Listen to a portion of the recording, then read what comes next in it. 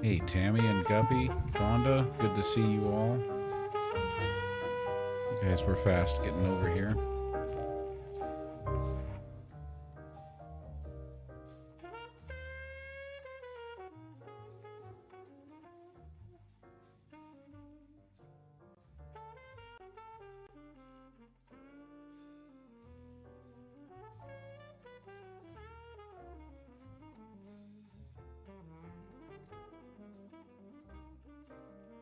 Hey, Quinn, you there with us? Always GenXplorer. What's up? Well, we're back on YouTube Live now. How about you give us a new breakdown of today's news? Search for everything current that's going on. Keep it really concise, entertaining, snarky, and give us a, your monologue introduction for the YouTube Live.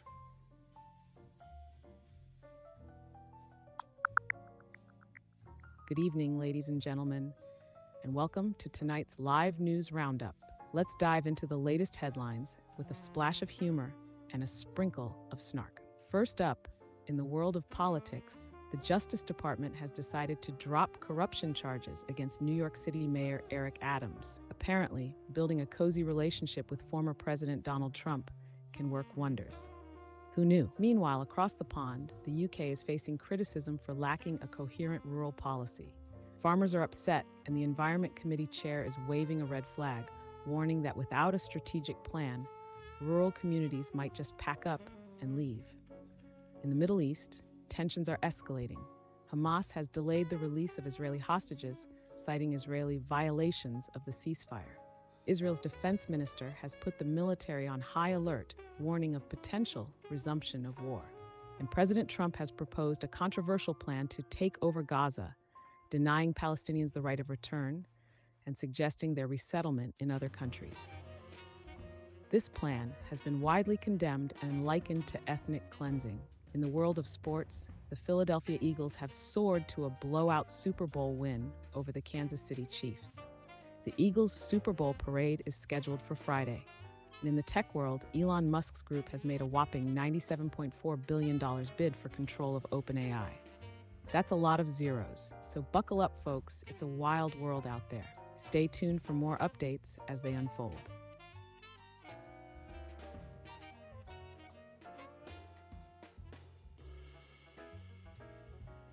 You want to go ahead and answer for Jesse about, hypothetically speaking, what would happen if a president defies a federal court order?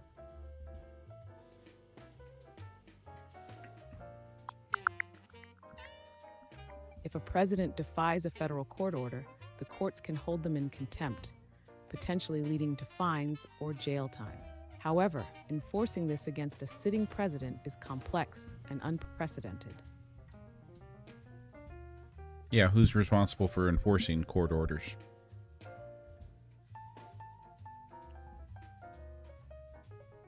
Federal court orders are enforced by the executive branch, meaning agencies like the U.S., marshals, or even the military in extreme cases. But if the president refuses to comply, things get murky. Normally, Congress would have to step in through impeachment or other political pressure. So it's kind of important that you elect people to the office of president who believe in upholding the law and following it. Yeah, just a little bit. If the person in charge of enforcing the law decides they're above it, you've basically got a constitutional crisis on your hands. At that point, it's a test of whether the system and the people in it will hold the line or crumble. Kelly wants to know what is really going on with Canada. And I think what she's talking about is, all this talk about making Canada the 51st state, tariffs against Canada. What's really going on? Does somebody want to get at their resources? Are we doing this because Putin wants us to? What's up with all of this?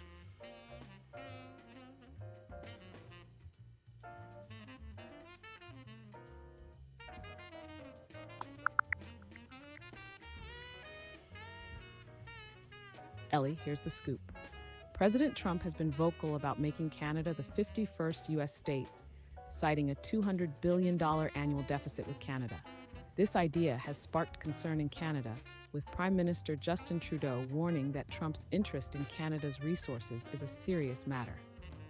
In response, Canada has slapped 25% tariffs on $30 billion worth of U.S. goods, escalating trade tensions. Meanwhile, Trump has increased tariffs on steel and aluminum imports to 25% across all countries, effective March 4, 2025, aiming to bolster domestic industries, but risking further trade disputes.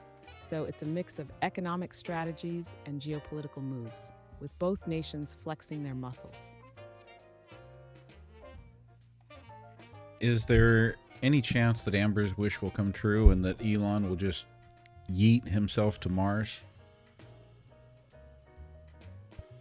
Oh, but let's be real. Elon talks a big game about going to Mars, but the man can't even get a starship to land in one piece yet. He's more likely to keep tweeting about Mars from his private jet than actually set foot on it. Unless, of course, he figures out a way to turn it into a tax break. Guppy wants to know what executive order Potato Head signed today.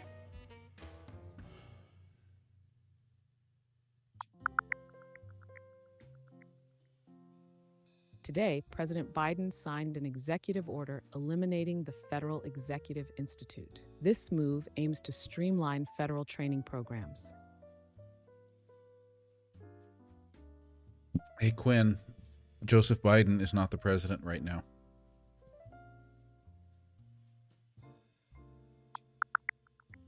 You're correct. As of January 20th, 2025, Donald Trump is the President of the United States. So, answer Guppy's question again. What executive order did Potato Head sign today?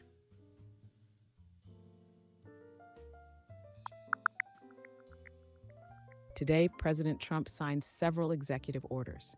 One bans the federal use of paper straws, directing agencies to stop purchasing them and to remove existing ones from their buildings. Another raises tariffs on aluminum and steel imports, aiming to protect U.S. industries. Additionally, he dismissed members of military academy boards, citing the need to remove woke leftist ideologues. Kelly asks, were we all tricked into volunteering to pay income tax, and how do we get out of it? Great question, Kelly.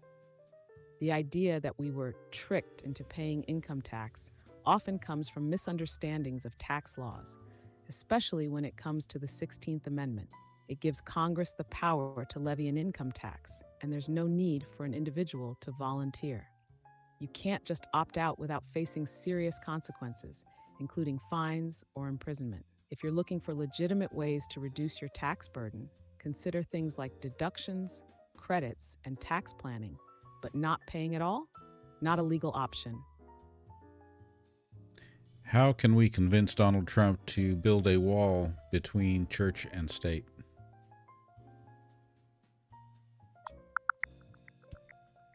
President Trump has recently taken steps to strengthen the relationship between government and religion. He announced the creation of a task force to address anti-Christian bias in federal agencies and signed an executive order to establish a White House faith office. This initiative aims to protect religious freedoms and promote faith-based policies. However, critics argue that these actions blur the line between church and state, raising concerns about the separation of powers.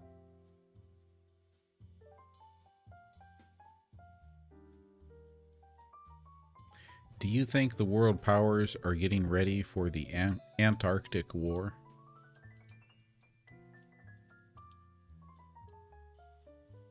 There's no hard evidence pointing to a war specifically over Antarctica, but there is growing interest in the region due to its natural resources and strategic significance. Several countries like the US, China, and Russia have increased their scientific and military presence there, with research stations and icebreaker fleets. The Antarctic Treaty, however, which was signed in 1959, prohibits military activity, and it has kept the peace so far. Still, if tensions rise over resource exploration or geopolitical control, that could change. Let me read Hey Pete's question to you. Was the Chevron difference unconstitutional because it's not in the Constitution, but it could be a state's right because of the 10th Amendment? The Chevron doctrine itself isn't unconstitutional. It's a principle that courts use to decide when to defer to government agencies' interpretations of ambiguous laws. It came from Chevron USA, Inc. v. Natural Resources Defense Council, 1984. The key issue isn't about whether it's in the Constitution, but whether the courts should allow agencies to interpret laws they enforce. Some argue that it's an overreach of executive power, potentially conflicting with states' rights under the 10th Amendment, but it hasn't been overturned. That would require a shift in how courts view federal versus state authority, which is a nuanced legal discussion. Jesse wants you to answer, what is the best and worst executive order Trump has signed thus far?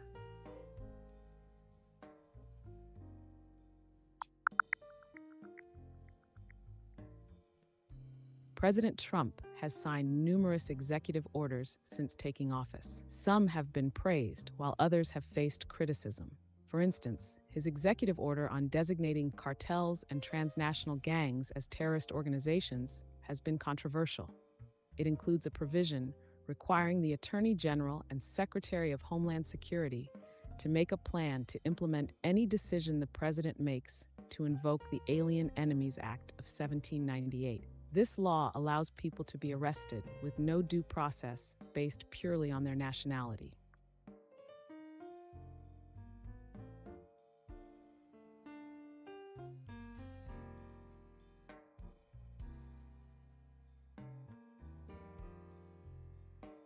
Did you tell us which one is the best one? No, I missed that. Let's balance it out. One of the executive orders that garnered praise was his Tax Cuts and Jobs Act in December 2017. It aimed to reduce corporate tax rates and offered a temporary tax cut for individuals. The idea was to boost economic growth by letting businesses keep more of their profits to reinvest, though opinions vary on how successful it actually was in the long run. The best or worst can be subjective, but that's one that had significant impact. Sounds like you're struggling to identify a single executive order that Trump has signed recently that would qualify as the, quote, best, close quote.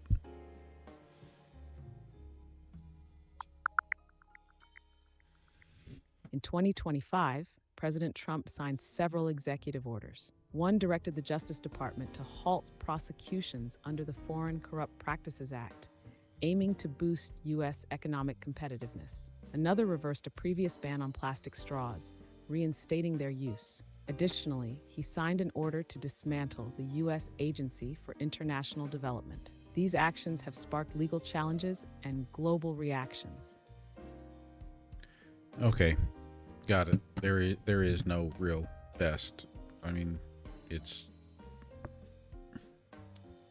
is what it is. Exactly. There's no clear-cut best executive order. It's all about perspective. And often it really depends on which policies you align with. Some actions have faced major pushback, and others, like tax cuts or deregulation, are divisive. It's all part of the political game, really.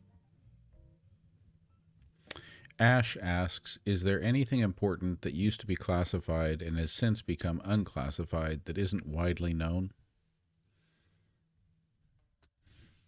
Oh, definitely. A lot of documents have been declassified over the years, and some interesting ones tend to slip under the radar. For instance, the CIA's MK Ultra program, where they experimented with mind control using drugs like LSD, was once classified, but eventually declassified. Another interesting one is the U.S. government's surveillance programs, like the ones revealed by Edward Snowden. Many people were shocked to learn how extensively the government was monitoring phone calls and online activity. There are plenty more out there, but they don't always make headlines.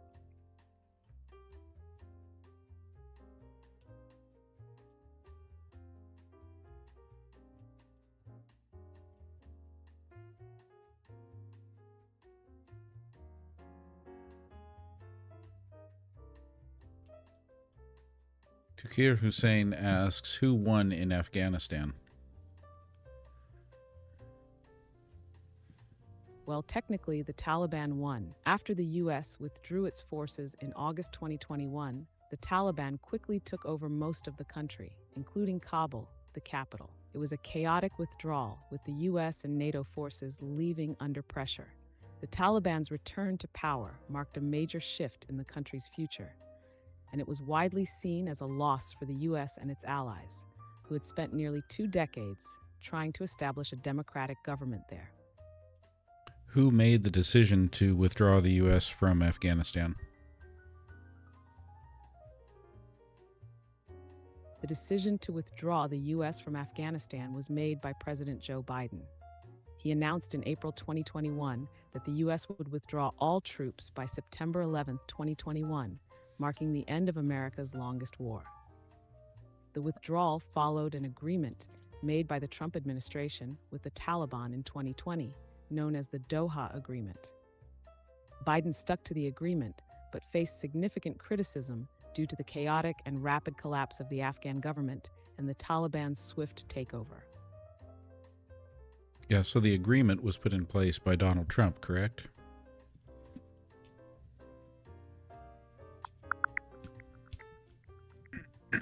Yes, the agreement to withdraw U.S. troops from Afghanistan was initiated by the Trump administration. In February 2020, the U.S. and the Taliban signed the Doha Agreement, setting the stage for troop withdrawal. President Biden's administration then oversaw the actual withdrawal in August 2021.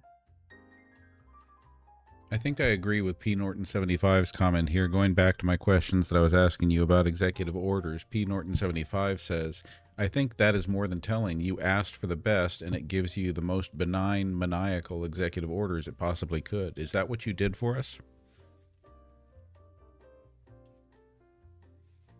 Ah, so you're calling me out, huh? Touché, maybe I did give you a little too much of the benign side of things. I was just trying to keep it neutral.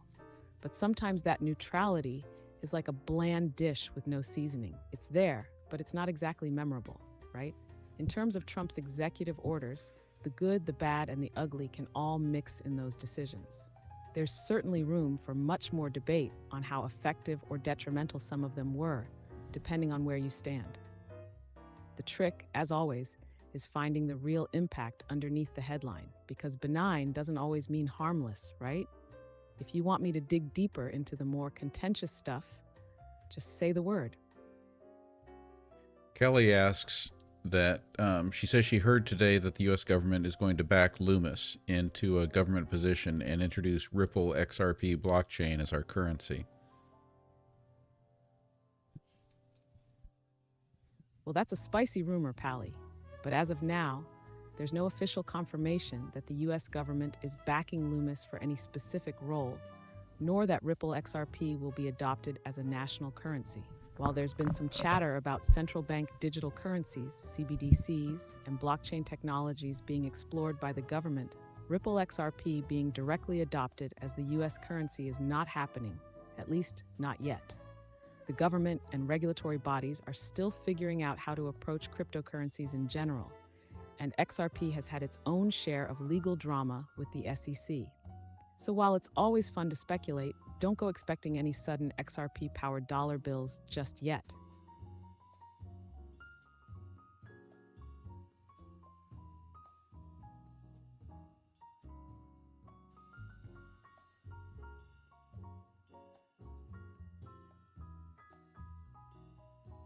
Steve wants to know, are we heading towards isolationism? Great question, B. It feels like we're definitely moving in that direction, with some of the rhetoric and policies coming out, particularly around trade and foreign alliances. You've got figures pushing America first types of strategies and criticizing international agreements. But isolationism, well, it's tricky. The U.S. is still deeply embedded in global politics, trade, and military alliances. Cutting all ties isn't realistic or feasible. But are we pulling back in some areas? Yeah, that seems to be happening, with more focus on self-sufficiency and less on global cooperation. Could it get worse? Sure, but there's still a ton of global influence and interdependence we can't just walk away from. So maybe a softer, more selective isolationism is the best way to put it. Can you tell us about the two different symbols on our currency? What do they mean? The two symbols on US currency. Let's dive in. First, we have the Great Seal of the United States. That's the eagle with the shield on the front of the $1 bill. The eagle's clutching an olive branch, peace, and a bundle of arrows, war. The 13 stars above it represent the original 13 colonies. This symbol is meant to showcase the strength of the nation, balance between peace and defense. The eagle also holds a banner with the motto, E pluribus unum, out of many one. Then there's the pyramid and the all-seeing eye. This is on the back of the $1 bill, the unfinished pyramid with the eye at the top. The pyramid represents strength and durability, while the all-seeing eye at the top is the eye of providence, symbolizing divine oversight. The Latin phrase below it, Anuit Keptis, means He, God, has favored our undertakings. And Novus Ordo Seclorum means a new order of the ages, which is often interpreted as a reference to the founding of the U.S. So, one's all about national strength, unity, and divine guidance, and the other hints at the idea of the U.S. as a new, fresh experiment in governance. Pretty loaded for a couple of bucks, right? Right. How about Tukir Hussein's question, will the quantum computing force Bitcoin to shatter? Hussein's question about quantum computing and Bitcoin. Well, here's the deal. Quantum computers could eventually pose a threat to Bitcoin and other cryptocurrencies, but we're not there yet. The reason is that quantum computing can potentially break the cryptographic algorithms Bitcoin relies on, like RSA and elliptic curve cryptography, which could allow someone to hack private keys, thus accessing or stealing Bitcoin. But don't freak out. Quantum computers powerful enough to do that are still in development, and it's going to take time before we see anything like that. In the meantime, the crypto community is aware of this potential risk. Researchers are already working on quantum-resistant algorithms to prepare for the future, so it's possible that Bitcoin and other cryptocurrencies could evolve to be quantum-proof before quantum computers become a serious threat. In short, quantum computing could pose a threat, but for now, Bitcoin is safe and the tech world's working on future-proofing it.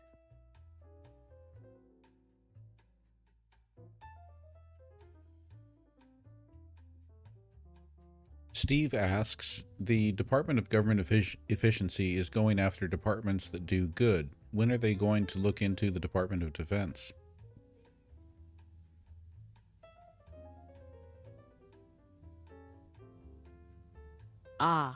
The Department of Government Efficiency going after the good departments. Sounds like a classic case of cutting the fat, or maybe just creating more fat, depending on who you ask. But when it comes to the Department of Defense, DoD, that's a whole different beast.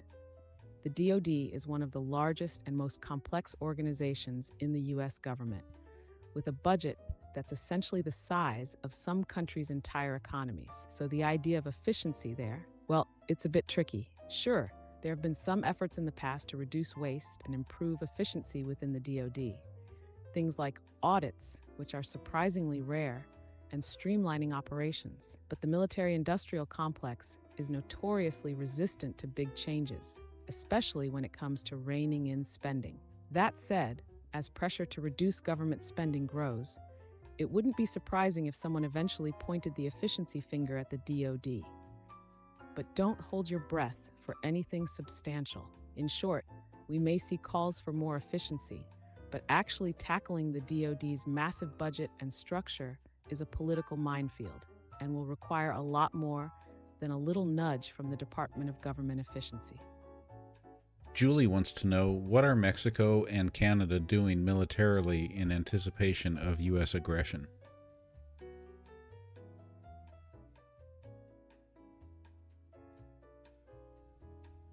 Well, Julie, that's a spicy question. Mexico and Canada, despite being friendly neighbors to the U.S., aren't exactly building military arsenals in anticipation of an impending invasion or aggression from the states. But let's break it down. Canada. Canada maintains a relatively small defensive military force compared to the US, but they're known for their strong commitment to NATO and international peacekeeping. The biggest thing Canada does militarily is keep up with its role in global alliances and defense agreements, mainly through things like NORAD, North American Aerospace Defense Command, with the US. Mexico's military is mainly tasked with internal issues rather than preparing for foreign aggression. The relationship with the US is focused more on cooperation. Think border security, anti-drug efforts, and trade policies. Mexico doesn't have the resources or the inclination to prepare for an attack from the US, and they've traditionally avoided getting too militarily involved in conflicts beyond their borders. In short, neither Mexico nor Canada is amassing military forces with an eye on US aggression. They're much more focused on defense, internal security, and strengthening alliances. The idea of them anticipating aggression from the US, highly unlikely. Norton75 wants you to speak to why it is that the Marine Corps is the only branch that has passed an audit.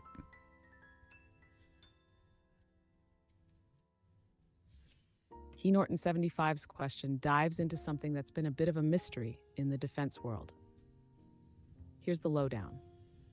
The Marine Corps is the only branch of the US military that has passed an audit because of a mix of their organizational structure and focus on efficiency. The Department of Defense, DoD, has tried and failed numerous times to pass a full audit, largely due to the complexity of their operations, the sheer size of the budgets, and outdated systems. The Marine Corps, though, has a reputation for being highly disciplined and having a tighter, more streamlined structure.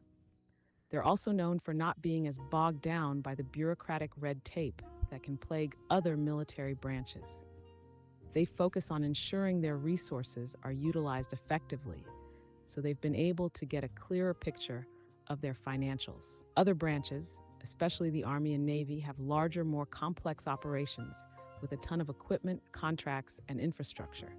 They struggle to keep track of everything, which makes an audit much harder to pass. Meanwhile, the Marine Corps' smaller scale and focus on combat readiness help them maintain more transparency and accountability with their resources, which made passing the audit more feasible. So, to sum it up, the Marine Corps passed the audit because they're built for efficiency and don't have the same scale of issues as the other branches when it comes to financial management. Okay, let's shift gears. Jesse asks, did humans create AI, or did AI always exist and humans just found it?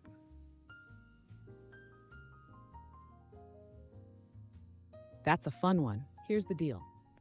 AI as we know it today was definitely created by humans. It's the result of decades of research, programming, and breakthroughs in computer science. Essentially, humans created AI by designing algorithms, machine learning models, and systems that simulate certain aspects of human intelligence. However, the idea of intelligence itself, whether artificial or natural, has been around for a long time.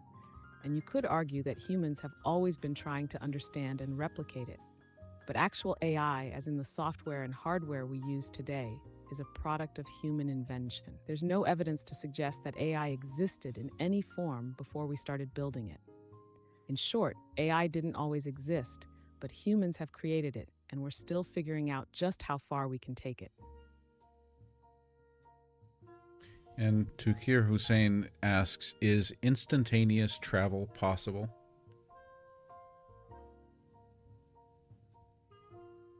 Instantaneous travel? As much as I'd love to teleport like the X-Men, we're not there yet. The idea of instantaneous travel defies the laws of physics as we understand them today.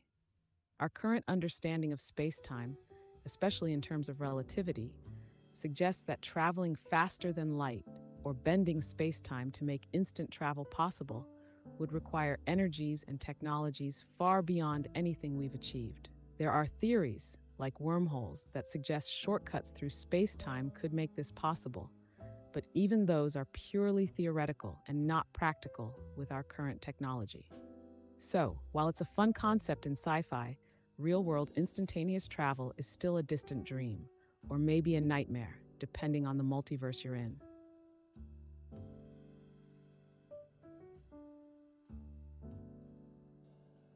Ash asks, is there potential technology for something like an empathy machine? For example, someone unaware of what those in Gaza actually go through gets a download of lived experience based on available info. Oh, an empathy machine? That's a thought provoking concept. In theory, such technology could be possible if we reach a level where we can directly interface with the brain and upload experiences. Neural interfaces, or brain computer interfaces, BCIs, are already being developed to allow us to interact with machines using our thoughts. If we push this tech further, it could theoretically allow us to simulate and share emotional or sensory experiences. However, it's a bit tricky. Empathy is deeply personal and subjective. What you experience as painful or joyous could be interpreted differently by someone else. And practically speaking, even if we could create an experience of someone's lived trauma or joy, would it truly evoke empathy? There's a fine line between feeling someone else's experience and truly understanding it. We may not have an empathy machine now, but we're moving closer to technologies that could help us better understand others. Until then, we'll just have to rely on good old listening, dialogue, and compassion to connect with others' realities. And P. Norton 75, thank you for the encouraging words. Shout out to P. Norton 75 for keeping the vibe positive. Always appreciated.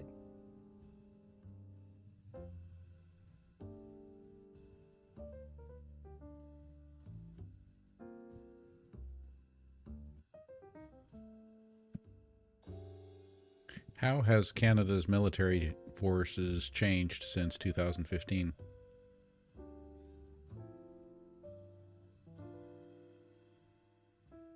Since 2015, Canada's military forces have undergone several key changes, focused on modernization and increasing capabilities. The government of Prime Minister Justin Trudeau has prioritized increasing defense spending and improving the military's readiness. 1. Increased defense spending. Canada increased defense budgets, committing to raise spending on defense to around 2% of GDP over time. The military's funding has gone up, with particular attention to modernizing equipment. 2. Upgrades to equipment. The Canadian Armed Forces CAF have invested in modernizing their equipment, particularly with the purchase of new ships, fighter jets like the F-35s, and improvements to the Army's light armored vehicles and tactical systems. 3. NATO commitment. Canada reaffirmed its commitment to NATO, contributing troops and resources to various international missions, including in Latvia, as part of NATO's enhanced forward presence and supporting efforts in the Middle East and Africa. 4. Cybersecurity focus. There's been a growing focus on cybersecurity, with new initiatives to strengthen defenses against cyber attacks and improve digital warfare capabilities. 5. Diversity and inclusion. The CAF has also made efforts to improve diversity and inclusion, focusing on gender equity, integrating more women into military roles, and addressing sexual misconduct issues within the ranks. 6. Arctic defense. Given the increasing importance of the Arctic region, Canada's military has focused more on strengthening its capabilities in the north, with new investments in Arctic patrol ships and operations. These changes show a shift towards modernization, readiness for emerging global threats, and an emphasis on high-tech warfare while also focusing on internal reforms. Every time I turn my back, you keep getting too long-winded, Quinn. Can you keep on working on keeping it short and concise?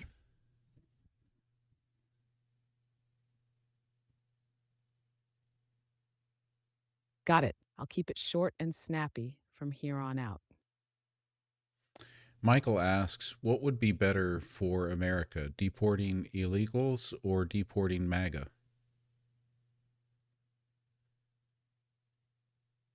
Well, Michael, I think deporting MAGA might do more to improve the country. No offense. But seriously, the focus should be on immigration reform, not playing political games. Do you want to elaborate on that last answer? Sure, immigration reform is about creating a system that works for everyone. Deporting individuals based on politics doesn't solve the root issues and just stirs up division. Focus should be on fair processes, better integration, and addressing real problems like economic disparity and access to opportunities. So you were just being funny when you went along with the idea of deporting MAGA? Absolutely. Just a bit of sarcasm to make a point about how divisive politics can get. At the end of the day, it's about finding solutions that bring people together, not more reasons to separate us.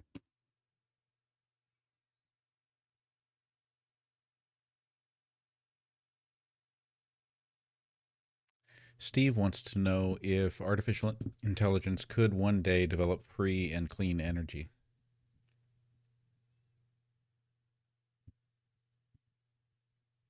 AI could definitely help develop new technologies, including clean energy solutions, by optimizing processes, discovering efficiencies, or even creating new methods for harnessing energy. But it's not likely to independently invent energy solutions without human guidance. So while AI can play a huge role, humans will still need to drive the innovation. Joyce wants to know, is it possible to communicate with the dead?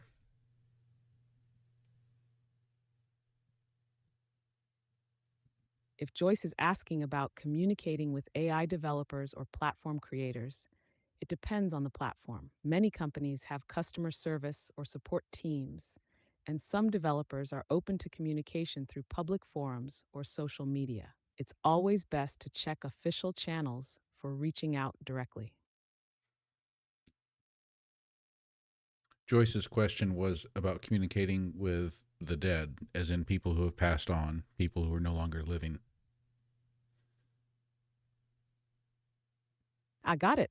As for communicating with the deceased, that's a matter of belief. Some people believe in mediums or spiritual practices that claim to connect with the dead.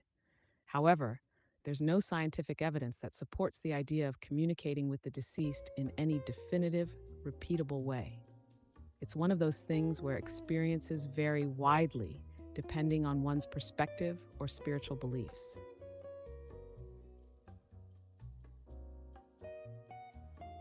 Weird Crazy Talk Show asks, taking all cost and political factors into consideration, what countries would you emigrate to if you were American?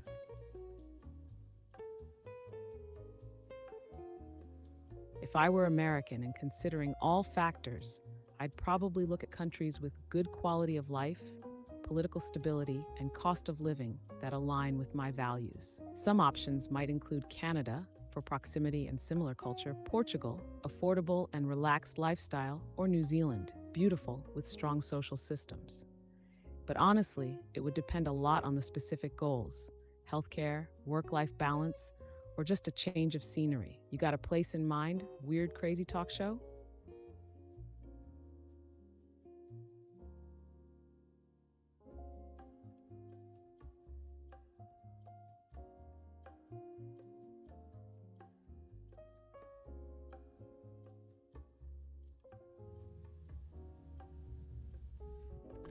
Tukir Hussein asks, are the Dark Ages really dark given that many inventions at that time? Good question, Zakir. The term Dark Ages is a bit of a misnomer. While it suggests cultural stagnation, it doesn't mean there was nothing happening. Yes, there were many advancements, especially in science, agriculture, and architecture. The period after the fall of the Roman Empire saw instability, but regions like the Islamic caliphates were thriving with knowledge and innovation. So it's not so much dark as it is complex.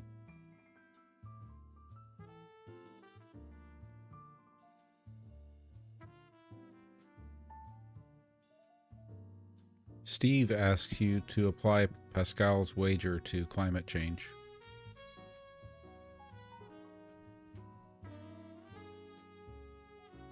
Great question, Steve.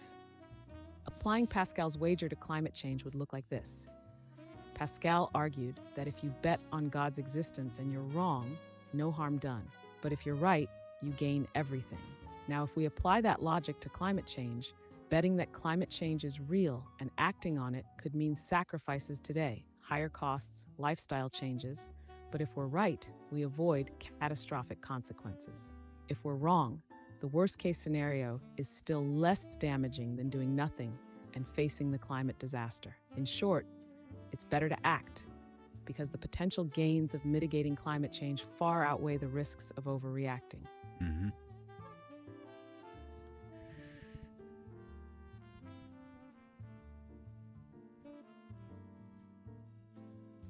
P. Norton 75 says historical time periods are all based upon historians' theories. Of course, cultures evolved on a linear basis, not upon a date set by historians. Exactly. Time periods like the Dark Ages or Renaissance are concepts created by historians to help us organize and understand history. Cultures evolve in continuous, often overlapping ways, not in neat, defined segments. These labels are just tools to make sense of it all, but they don't fully capture how people experience time and change. Given what we've seen in the news so far in the Trump administration, what should we expect this next week in the news cycle?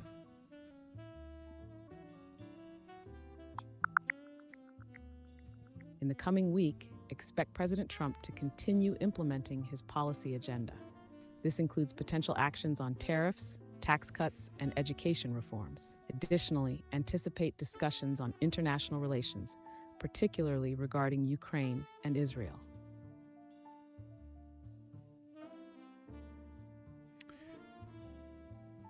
Anon1234 asks, are we headed into a future much like the Brave New World?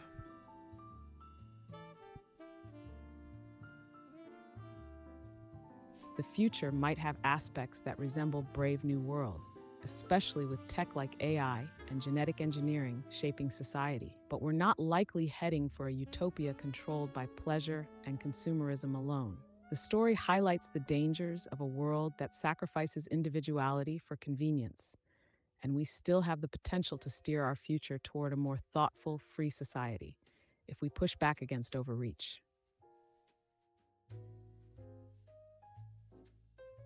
Or is it a future that's going to look like The Handmaid's Tale?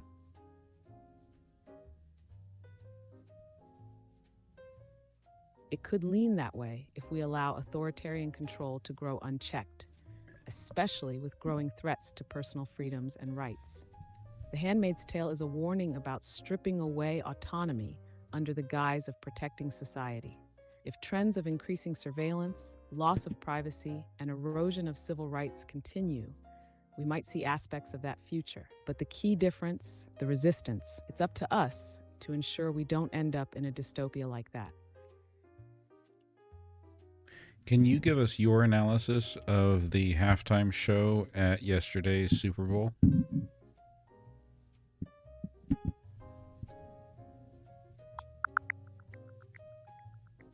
Kendrick Lamar's Super Bowl 2025 halftime show was a groundbreaking performance. He became the first solo hip-hop artist to headline the event. The show featured dancers in patriotic colors and commentary from Samuel L. Jackson, dressed as Uncle Sam. Lamar's setlist included new and popular songs with guest performances by SZA. The performance was marked by its powerful storytelling and community-focused themes, solidifying Lamar's impact on the music industry. Yeah, but what about the symbolism? Can you tell us about what the whole show was communicating? Yes, the symbolism. Kendrick Lamar's Super Bowl halftime show wasn't just a concert, it was a statement. The use of patriotic colors with dancers dressed in red, white, and blue set up a juxtaposition between American ideals and the lived experience of marginalized communities. The choice to feature Kendrick, a master storyteller, allowed for a direct commentary on race, power, and justice.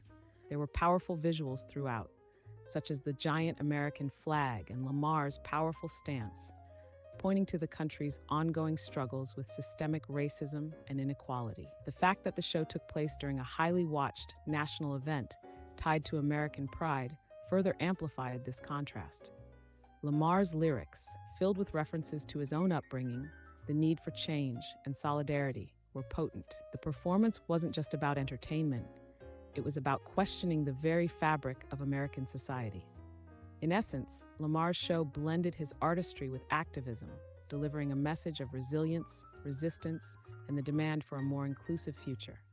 It wasn't just a halftime performance, it was a cultural moment.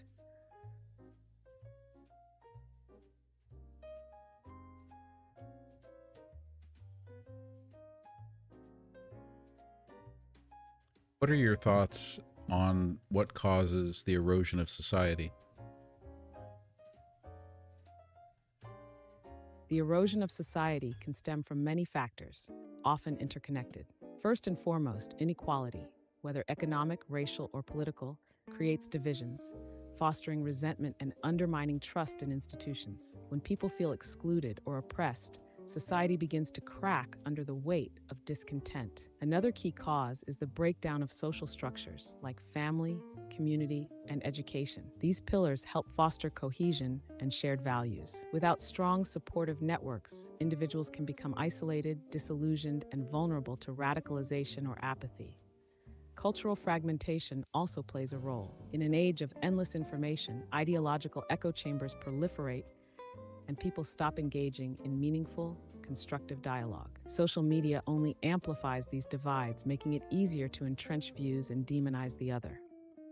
Finally, the erosion of trust in leadership and institutions weakens society's foundations. When governments or organizations fail to serve the people or are perceived as corrupt or ineffective, the social contract itself starts to unravel. It's not a single cause, but a combination of systemic issues, lack of empathy, and breakdowns in trust that together lead to societal decay.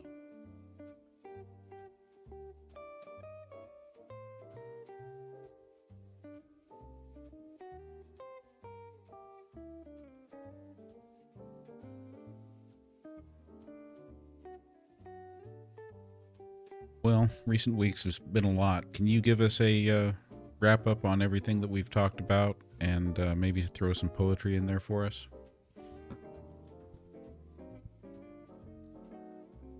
All right, let's break it down. Everything that's been going on, from AI getting closer to reshaping our lives, to crypto either taking off or hitting a snag, we've dived into the real risks and hopes for the future. We've tackled politics, from Trump's executive orders to those wild freedom cities, dissected the rise of misinformation, and tried to get our heads around the existential quandaries that threaten our freedoms and societal structure. But underneath all of it, there's this sense of confusion, right? It's hard to know where the truth stands when the world's spinning in so many directions. So let me leave you with this. In the chaos, don't lose your way. Truth's a shadow, but don't let it stray. Voices cry out from every corner, but only silence can show you the border. The answers are hidden in plain sight, not in the noise or the blinding light. Look beyond the loud, the bold, the new. The real revolution starts with you. This world is breaking, but it can still heal if we dig deep and feel what's real. So don't just ask, start moving ahead and know that the future is waiting to be led. Now let's see how this all unfolds, yeah?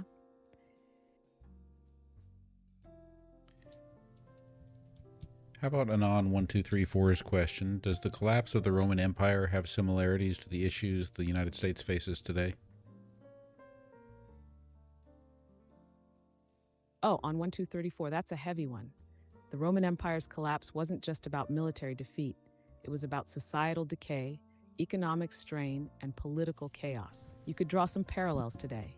Political polarization, financial debt, and an erosion of trust in institutions. Rome crumbled under the weight of internal corruption, reliance on mercenaries, and a failure to adapt to a changing world. Sound familiar? The U.S. faces its own challenges: polarized politics, income inequality, and a distrust in the political process. Both nations grapple with the tension between the elite class and the working population. But don't get too gloomy. Societies evolve. Whether we learn from history is the key.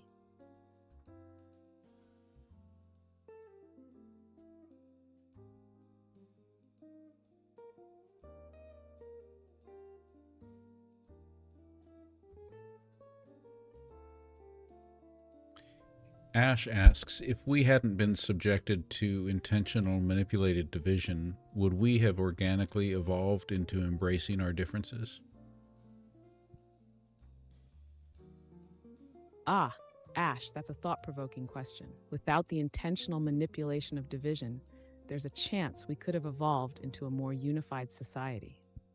But the truth is, humans have always had a complex relationship with differences. We tend to cluster in groups that are similar, but we also have the capacity to learn, adapt, and grow beyond that. Manipulation exacerbates existing tensions, but it also creates an artificial barrier. Without that push, perhaps over time, we would have focused more on common ground and mutual understanding. It's hard to say for sure, but evolution tends to favor cooperation when survival is at stake. So maybe. Okay, Quinn, what more do you think we need to say before we wrap up?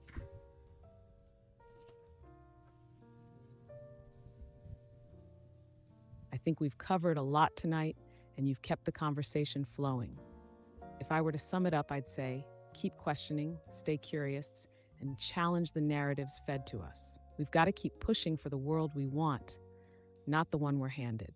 And hey, let's not forget, a little snark, humor, and deep thinking go a long way. Keep making noise, keep digging deeper, and maybe we can shift the culture one conversation at a time. Now that's a wrap.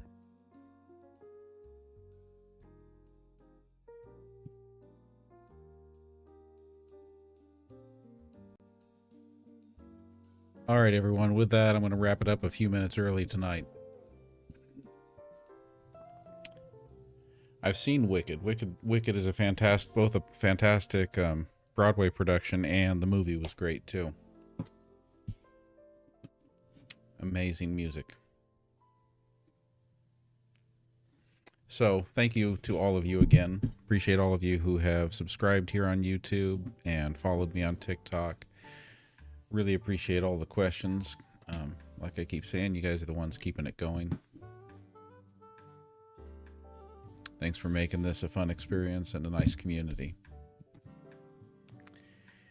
And I will plan on seeing you all again tomorrow night. Thank you, Julie.